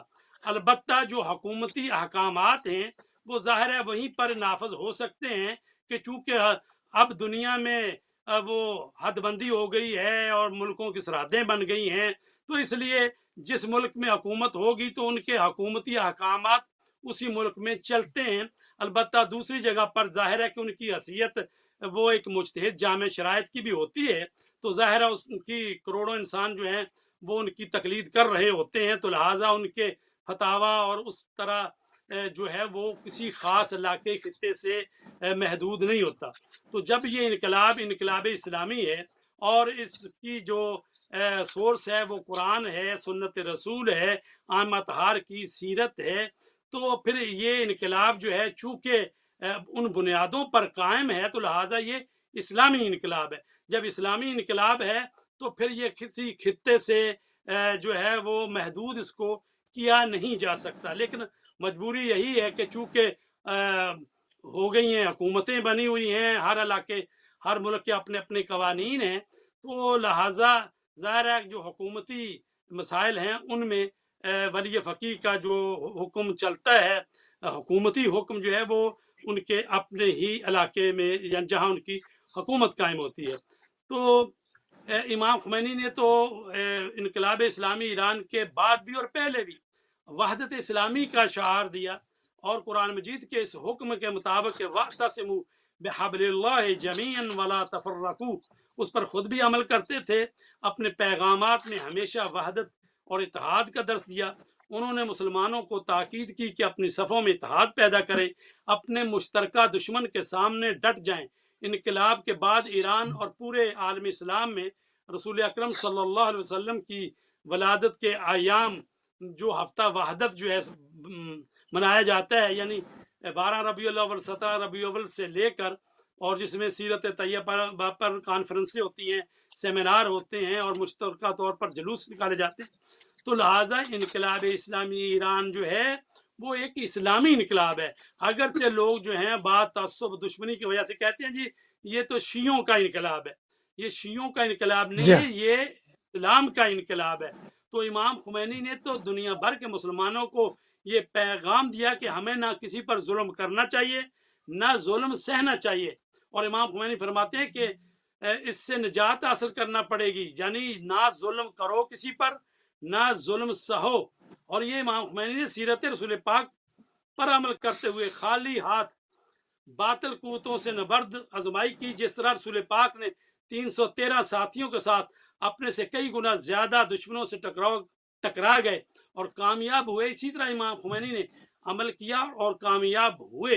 اور عصر حاضر میں امام خمینی کی تحریک جذبہ ایمانی سے سرشار ہو کر کامیاب ہوئی اور مسلسل ظلم کے خلاف برسرے پیکار ہے اور فتح کمرانی سے کامیاب ہوئی۔ آپ دیکھیں کہ یہ انقلاب کے پچھلے 40 سال سے جس طرح اس پر پابندیاں لگائیں، سیکشن لگائیں، 8 سالہ جنگ مسلط کی گئی، وہ صدام ملعون نے جنگ مسلط کی، 8 سال جنگ رہی جس میں لاکھوں انسان شہید ہوئے اور کتنے جو ہیں وہ قیدی ہوئے۔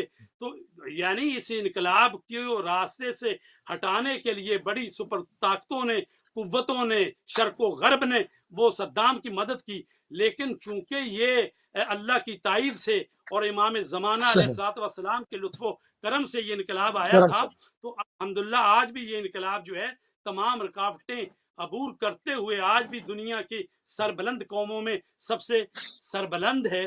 تو یہ امام خمینی جو ہے مگر ایک چیز دیکھیں قبلہ ایک چیز دیکھیں نا سامنے سے، کہ ایک باقاعدہ جاریت کر رہا ہے یمن کے اوپر، مسلمانوں کا خون بہا رہا ہے۔ یمن وہ جس کے لیے حدیث نبوی بہت ساری ہیں، ان کی تعریف کے اندر ان کی مظلومیت کے لیے پوری دنیا کے سامنے جو فوٹیج نشر ہو رہی ہیں وہ کافی ہیں۔ ترکی کا رول آپ کے سامنے ہے کہ اس کے ساتھ سفارتی تعلقات جو ہے وہ اس کے ساتھ غاصب ریاست کے ہیں، وہ وہاں سے ایک سفارتکار نکالتا نہیں، millions of trillions of dollar کا سالانہ ان کا جو ان کے ساتھ جی ٹی پی ہے۔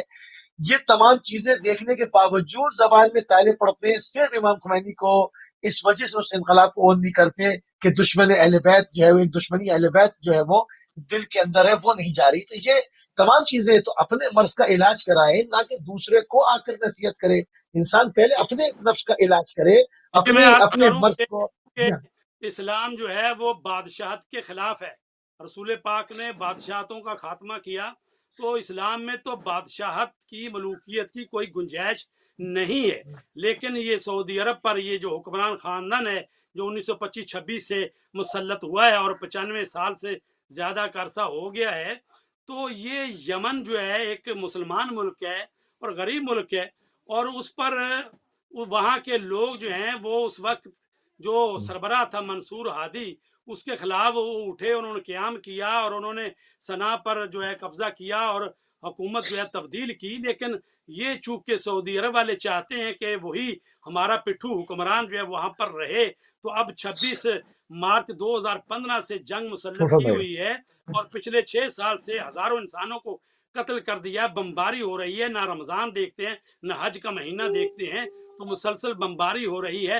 اس کے باوجود وہ قوم جو ہے وہ غربت اور فقر کے ہوتے ہوئے بھی وہ آج تک کھڑی ہے، اور وہ یوم القدس کا دن ہو یا میلاد النبی ہو، آپ دیکھتے ہیں کس طرح لاکھوں کی تعداد میں لوگ باہر آتے ہیں۔ اور یمن وہ لوگ ہیں کہ جس کے متعلق رسول پاک کی بہت ساری حدیثیں ہیں، فرماتے ہیں مجھے یمن سے ٹھنڈی ہوائیں آتی ہیں، اور یمن ہے وہ جو مولا کائنات علیہ السلام کے ہاتھوں پر قبیلہ ہمدان جو ہے وہ سارا مسلمان ہوا۔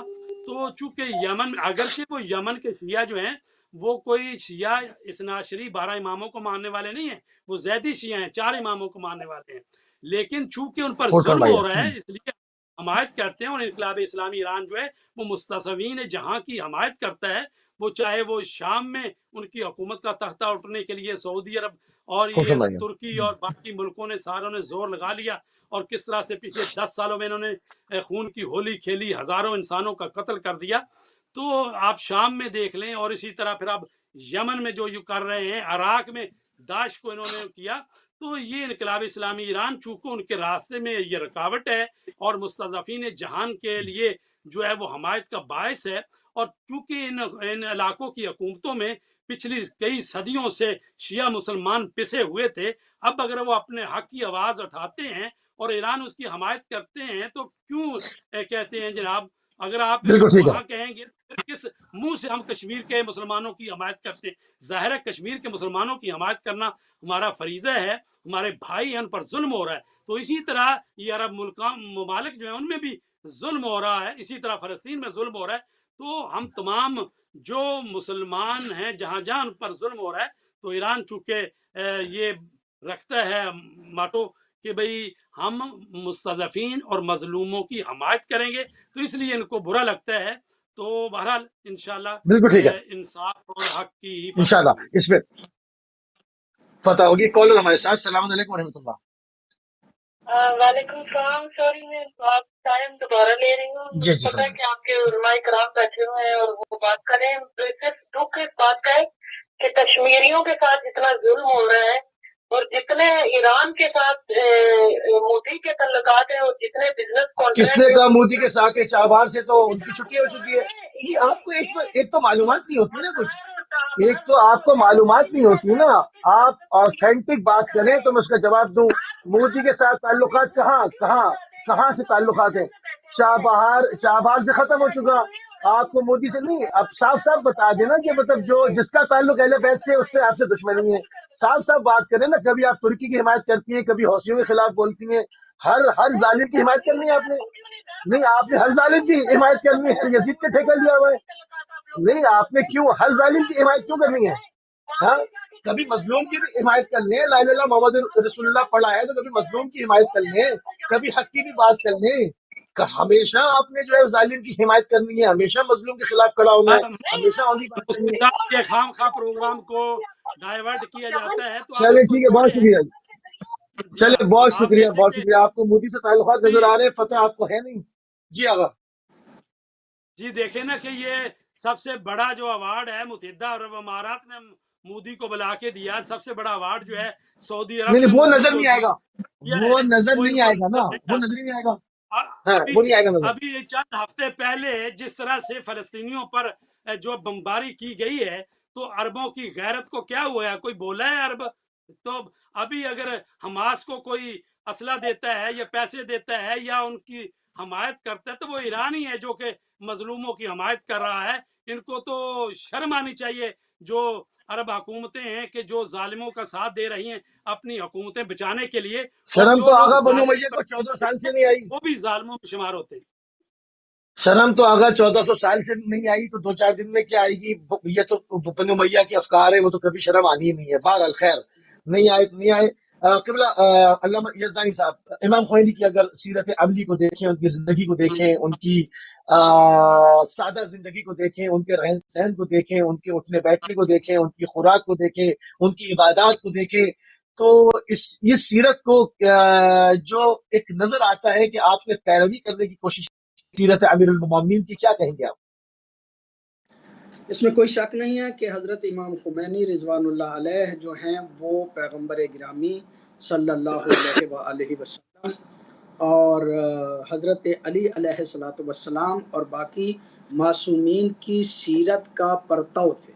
ظاہر ہے کہ ان کے نائب تھے امام زمانہ جل اللہ فرجہ الشریف کے، وہ نائب عمومی تھے، اور اس اعتبار سے انہوں نے کائنات کو بتایا ہے کہ وہ تصویر جو دین محمدی کی حضرت علی اور ائمہ سے ہمیں ملی ہے، اس کی حقیقی تصویر کون سی تھی؟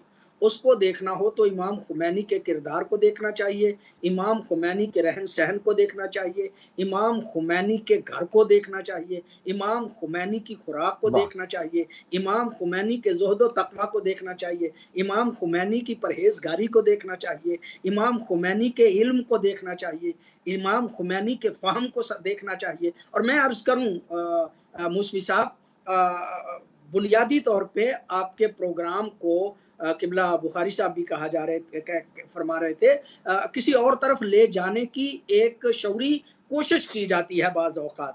میں سمجھتا ہوں کہ ہمیں ان چیزوں کی طرف نہیں جانا چاہیے۔ امام خمینی نے پوری انسانیت کو وحدت کا درس دیا ہے، پوری انسانیت کو وحدت کا درس جو ہے وہ دیا ہے۔ میں بار بار کہہ رہا ہوں کہ امام خمینی کی فکر آج بھی دنیا پہ غالب ہے۔ آج بھی اگر کوئی وحدت کی بات کرے گا، یعنی حکومت بنا کے وحدت کی بات کرنا، حکومت کی موجودگی میں وحدت کی بات کرنا اور کہنا کہ سنی شیعہ میں کوئی اختلاف نہیں ہے، جو سنی کا مخالف ہے وہ در حقیقت شیعہ کا مخالف ہے، جو شیعہ کا مخالف ہے وہ در حقیقت سنی کا مخالف ہے، یہ وہ سوچ ہے کہ جو امام خمینی نے دی ہے۔ امام خمینی کی ذاتی زندگی جو ہے وہ اگرچہ سادگی سے گزری ہے، امام خمینی کا رہن سہن اگرچہ سادہ تھا، لیکن فکر کی بلندی اور فکر کا عروج اور بلندی اس قدر ہے کہ آج بھی دنیا خائف ہے، آج بھی بڑے بڑے لوگ امام خمینی کی سوچ سے خائف ہیں۔ ایران کتنا بڑا ملک ہے، اس کے کتنے وسائل ہیں، لیکن اس وقت بھی ظالموں کے مد مقابل اور مظلوموں کی حمایت میں اگر کوئی کھڑا ہے تو وہ ایران کھڑا ہے۔ اور کیوں کھڑا ہے؟ اس لیے کہ معصوموں نے فرمایا تھا، ہمارے معصوم یہ کہہ کے چلے گئے کہ ہمیشہ ظالم کے مخالف رہو اور ہمیشہ مظلوم کے ساتھ ہی رہو۔ یہی وہ اصول ہے کہ جس اصول کو جو ہے وہ معصومین علیہ الصلوۃ والسلام نے دیا اور ایران نے اس کو اپنایا۔ انقلاب اسلامی ایران میں یہی سوچ اور یہی فکر جو ہے وہ آج تک موجود ہے۔ میں سمجھتا ہوں کہ امام خمینی کے وہ کام کہ جو آپ نے فکری تربیت کے حوالے سے کیے تھے، ہمیں ان کی جو ہے وہ وضاحت کرنی چاہیے، ہمیں ان کو لوگوں تک پہنچانا چاہیے۔ من جملہ ان میں سے بہت بڑا کام امام خمینی نے جو کیا وہ یہ تھا کہ اسلام کی بنیاد پہ حکومت قائم ہو سکتی ہے، بلکہ ہونی چاہیے۔ اس کائنات کے اصلی وارث سالے بندے ہیں، بدکار، بدبخت، بددیانت، خائن لوگ حکومت کرنے کے اہل نہیں ہیں۔ حکومت کی اہلیت وہی لوگ رکھتے ہیں کہ جو در حقیقت تقوی رکھتے ہوں، جو متقی ہوں، جو پرہیزگار ہوں۔ لوگ ساتھ دیتے ہیں دیں، لوگ ساتھ نہیں دیتے نہ دیں۔ میں پھر پلٹ کے کہوں کہ حضرت علی علیہ الصلوۃ والسلام کے بارے میں یہ کہا جاتا ہے کہ ان کی حکومت بڑے تھوڑے عرصے رہی، اور کہا جاتا ہے کہ حضرت علی علیہ الصلوۃ والسلام کے ساتھ رہنے والے بھی آپ کا حقیقی معنوں میں ساتھ نہیں دے رہے تھے۔ اس کی وجہ کیا ہے؟ اس کی وجہ یہ ہے کہ دنیا میں عموماً لوگ مفاد پرست ہوتے ہیں۔ مفاد پرست لوگ جو ہیں وہ اپنے مفادات کے تحت حکمرانوں کا ساتھ دیتے ہیں۔ آج بھی آپ پوری دنیا میں دیکھ لیں کہ لوگ اپنی حکومتوں کا ساتھ دیتے ہیں اپنے مفادات کے لیے، اور جب ان کے مفادات کے لیے خطرہ ہو تو کل کے حامی آج کے مخالف بن جاتے ہیں اور مد مقابل جو ہے وہ کھڑے ہو جاتے ہیں۔ یہ ایک اصول ہے۔ اس دور میں حضرت علی نے بھی اور معصومین نے بھی ساری زندگی اصول وضع کیے ہیں۔ ہم نے حکومت ملے یا نہ ملے، ہم نے اصول نہیں چھوڑنے، اور جب ملی ہے تو ان اصولوں پہ کرنی ہے۔ کوئی خائن، کوئی بدکار، کوئی بدبخت، کوئی جو ہے وہ بددیانت ہماری حکومت میں جو ہے وہ منصب حاصل نہیں کر سکتا۔ ہم لوگوں کو بیت المال میں سے پیسے دے کے اپنے ساتھ نہیں رکھ سکتے۔ امام خمینی نے اسی کام کو کیا ہے اور پوری دنیا کو یہ بتایا ہے کہ حکومت اسلامی جو ہے وہ کیسی ہونی چاہیے۔ ایک حقیقی تصور حکومت اسلامی، ویسے نام حکومت اسلامی کا لینے والے بڑے لوگ ہیں، لیکن حکومت اسلامی کی حقیقی شکل کیا ہے وہ بڑی مدتوں کے بعد امام خمینی نے کائنات کو جو ہے وہ بیان کی ہے، اور اس پہ پھر ولایت فقیہ کا عنوان دے دیا گیا۔ اصل میں وہ حکومت اسلامی ہے، اور ولایت فقیہ کا عنوان دے کے کہا ولایت فقیہ کا کیا مطلب ہے؟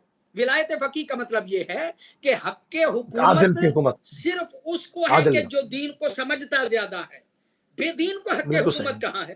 اللہ کی ملکیت ہے، اللہ اصل میں حکمران ہے، اس کی طرف سے اگر کوئی بندوں کی حفاظت، بندوں میں قانون ہرج و مرج اور کسی قسم کا نظام اگر وضع کر سکتا ہے تو وہی کر سکتا ہے جو عالم زیادہ ہو، وہی کر سکتا ہے جو متقی زیادہ ہو، وہی کر سکتا ہے کہ جو زاہد زیادہ ہو. اور وہ کون ہوتا ہے؟ وہ ہوتا ہے کہ جو علم رکھتا ہے، اسی کو ہماری اصطلاح میں ولایت فقیہ جو ہے وہ کہا جاتا ہے. اور یہ سبحان اللہ، تصور بہت خوبصورت. ہمارے مجتہدین بزرگان میں اگرچہ ایک موہوم سا موجود تھا، لیکن اس کو واضح اس دور میں کیا ہے امام خمینی نے. امام خمینی نے سبحان بتایا اللہ ہے جی. کہ حکومت اسلامی جو ہے وہ کیسی ہونی چاہیے. یعنی اس کائنات میں نظام جو ہے وہ اسلام کا ہونا چاہیے. اور اسلامی حکومت کیسے ہوگی اس کی تصویر وہی پیش کی ہے جو حضرت علی علیہ الصلوۃ والسلام کے دور میں مولا امیر سبحان اللہ، المومنین نے پیش تسلسل ہے، کی.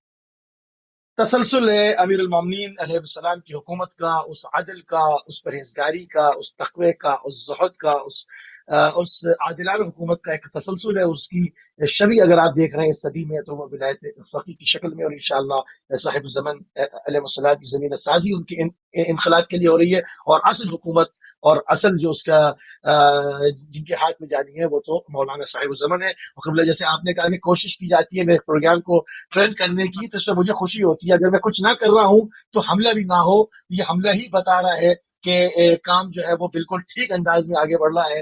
اور یقیناً میرے ہاتھ میں سٹیئرنگ ہے، کوشش کرنے والے کرتے رہے، گاڑی وہیں جائے گی جہاں میں لے کے جاؤں گا انشاءاللہ. تو قبلہ بخاری صاحب، انقلاب کے ساتھ آپ نے دو مارکت العرا کام جو ہے وہ اور انجام دیے. ایک مسئلہ قدس کو جو کہ ایک مسئلہ عربی میں تبدیل کر کے سب خانے میں ڈال دیا تھا، اور اس کو جو ہے وہ کبھی زندہ نہیں ہونا تھا. اس کو آپ نے مسئلہ عربی سے نکال کر مسئلہ اسلامی جو کہ اصل مسئلہ تھا اس کو اس کی پوری روح کے ساتھ یوم قدس کے حوالے سے ایک تاریخی دن کا اعلان کر کے اس کو زندہ کیا، اور پوری دنیا کو بتا دیا کہ یہاں پر جو ہے وہ کس کا حق ہے، اور یہاں پر مقدسات اسلامی موجود ہیں، اس کے اوپر کوئی سودے بازی نہیں ہوگی. عرب خائن حکمرانوں کے جو سودے بازی کیے بیٹھے ہوئے تھے ان کے ہاتھ سے یہ تمام چیزیں چھین لی. دوسرا جو آپ نے کام کیا وہ حج کو، جو کہ پوری دنیا سے مسلمانوں کا سب سے بڑا اجتماع، اور وہ اس کی روح نکال دی گئی تھی. اس میں ایک رسومات ہے کہ کنکریاں مار رہے ہیں، طواف ہو رہا ہے. یہ سب کیوں کرایا جا رہا ہے؟ کیوں تمہیں احرام پہنایا گیا ہے؟ کیوں تم اتنی مشقت تم اٹھا رہے ہو؟ کیوں تم شیطانوں کو کنکریاں مار رہے ہو؟ کیا تم وہاں تو ایک صدا دے رہے ہو، اس کے بعد واپس جا کر پھر تم رشوتیں لو، پھر تم حرام کھاؤ، پھر تم جھوٹ بولو؟ تو یہ کیا ایک رسم ادا کرنے آئے ہو، یا اس کے اندر کوئی روح اور ایک فکر بھی ہے؟ امام نے اس روح کو، اس فکر کو زندہ کیا اور حج کو حج ابراہیمی بنا کر امت کو لوٹایا، برات از مشرکین کا تاریخی نعرہ لگایا. قبلہ کیا کہیں گے؟ جی چند لہجے ہمارے الحمدللہ، پاس ہیں. طریقے سے قبلہ یزدانی صاحب نے بیان فرمایا اور آپ نے بھی ان دو مسئلوں کے بارے میں اشارہ کیا ہے. تو امام خمینی نے انقلاب سے پہلے اور انقلاب کے بعد ہمیشہ فلسطین کی مظلوم ملت کی حمایت کی، اور القدس کی آزادی کے لیے اور اس فکر کو زندہ رکھنے کے لیے، بیت المقدس مسلمانوں کا قبلہ اول ہے، اس فکر کو زندہ رکھنے کے لیے کہ یہ مسلمانوں کو ملنا چاہیے، رمضان المبارک کے آخری جمعۃ المبارک کو یوم القدس قرار دیا. الحمدللہ تمام عالم اسلام میں رمضان کا آخری جمعہ یوم القدس کے طور پر منایا جاتا ہے، جس سے تمام مسلمان جو ہیں فلسطین بھائیوں کے ساتھ اظہار یکجہتی کرتے ہیں. اور یہ بھی نقطہ یاد رہے کہ آپ نے اس کو یوم القدس قرار دیا ہے، یعنی اگر کسی موقع پر خود فلسطین کی قیادت میں بھی ایسے لوگ آ جائیں جو سودے بازی کر لیں، لیکن القدس جو ہے یہ مسلمانوں کا قبلہ اول ہے، تمام عالم اسلام سے متعلق ہے. اور مسلمان جو ہیں جب ہجرت کر کے چلے گئے مدینے میں بھی 16-17 مہینے تک اس قبلے کی طرف نماز پڑھتے رہے، تو لہٰذا یوم القدس قرار دیا. اس کے علاوہ برات از مشرکین، یعنی آپ چاہتے تھے کہ جو حج ہو رہا ہے یہ خشک حج نہ ہو، اس کو حج ابراہیمی ہونا چاہیے. اور یعنی یہ نہیں ہے کہ وہاں پر پہنچو اور طواف کرو اور مسلمانوں کے مسائل کے حوالے سے یعنی ظالم کوئی کی غور و فکر یعنی نہ ہو. ظالم کی چھتری کے تحت، یعنی ظالم کی چھتری پہ بادشاہ بیٹھا ہوا ہے، اس کے اسلام سے کوئی تعلق نہیں. جو تل کر اور ناشتہ تو ہے ہے، کہ شراب کے جام تو چلتے ہیں، مگر ہمارے وہ حج کے خادمین حرمین شریفین بنے ہوئے، تو اس حج کو زندہ کیا. اللہ اکبر. اور وہ جو کہتے ہیں کہ ہم جو ہیں خادمین ہیں، حقیقت میں تو وہ خائنین ہیں. تو وہ جو پتھر مارنے ہیں ساتھ ساتھ کنکریاں شیطانوں کو، تو یہ ایک رمز ہے کہ آج کے زمانے کے जो शयातीन हैं उनसे भी बरात होनी चाहिए, और जो बड़े 2-3 शैतान हैं उनके खिलाफ भी जी हाँ। आपको इक़दाम करना चाहिए। मुसलमानों के लिए वहाँ कॉन्फ्रेंस होनी चाहिए, तमाम मुल्कों को मिलकर वहाँ पर दुनिया भर से मुसलमान आते हैं। तो ये तो हकीकत में ये हज जो है ये मुसलमानों की इंटरनेशनल कॉन्फ्रेंस है। लेकिन अफसोस के सऊदी अरब की हुकूमत ने हाजियों पर गोली चला दी और तकरीबन 400 से ज़्यादा हाजी जो हैं वो 6 ज़ुल्हिज्जा को जो है वहाँ पर उनको शहीद कर दिया। तो अब भी अल्हम्दुलिल्लाह 7 ज़ुल्हिज्जा को वो अरफात के मैदान में बरात अज़ मुशरिकीन होती है। और बात हो रही थी कि इमाम खुमैनी ने किस तरह से मुसलमान हुक्मरानों को पैगाम दिया। आप देखिए कि इमाम खुमैनी ने 10 साल हुकूमत की है, नहायत सादा ज़िंदगी गुजारी, छोटे से मकान में 2 कमरों के मकान में रहे, एक में वो इस्तराहत फरमाते थे और एक कमरा मुलाकात के लिए करने वालों के लिए मखसूस था। इनकलाब के बाद उनसे कहा गया कि आपके लिए शाह के महल्लात में से जो बहुत सारे महल्ला छोड़ गए हैं, आपके लिए कोई महल खोल देते हैं। लेकिन आपने फरमाया ऐसी जगह ढूंढो जहां मकान के साथ हुसैनिया यानी इमाम बारगाह भी हो, जहां लोगों से राब्ता भी रहे और उनकी रहनुमाई के लिए बरास्त पैगाम भी दे सकूं। आपने 1400 साल बाद रसूल पाक सल्लल्लाहु अलैहि वसल्लम और अमीर अल-मोमिनीन अली अलैहिस्सलाम की सीरत का एहया किया, जिसे दुनिया फरामोश कर चुकी थी, और हुक्मरानों को पैगाम दिया कि बैतुल माल को अपनी जागीर न समझो, ये अमानत है बैतुल माल। और उसके अलावा जो बहुत बड़े काम किए उनमें से ये था कि उन्होंने रूस के सदर गोरबाचोव को इस्लाम की दावत दी। तो इमाम खुमैनी ने फरमाया रसूल पाक की सुन्नत पर अमल करते हुए रूस के सदर गोरबाचोव को इस्लाम की दावत दी और पेशगोई की और कहा कि अब कम्युनिज्म को दुनिया के सियासी अजायब घरों में ढूंढना, और अभी वो रूस से टूटा नहीं था, यह टूटने से चांद पहले की बात है।